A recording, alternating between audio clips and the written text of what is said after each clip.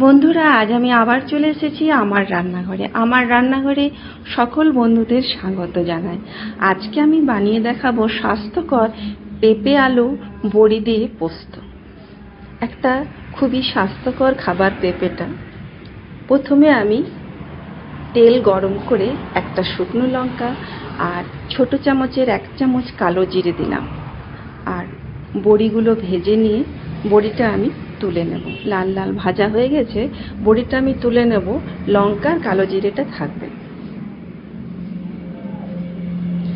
এরপর এর মধ্যে পেঁপে আর আলু আমি এভাবে কেটে রেখেছি, কেটে ধুয়ে রেডি করে আমি রেখেছি।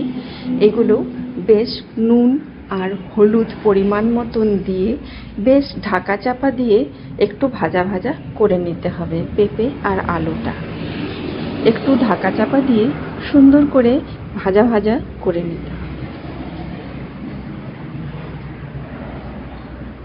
এই পেঁপে আলুর পোস্ত গরম গরম ভাতে কিন্তু বেশ লাগে। আলু আর পেঁপেটা ঢাকা চাপা দিয়ে ভেজে নিতে হবে। আর পোস্তটাকে আমি 2টো কাঁচা লঙ্কা দিয়ে পেস্ট করে রেখে নেব। একটু ওলট পালট করে আবার আমি ঢাকা চাপা দিলাম। সুন্দর ভাজা হয়ে গেছে। এবার আমি 1 বাটি জল দিয়ে 10 মিনিটের মতন মিডিয়াম ফ্লেমে আমি সেদ্ধ করে নেব।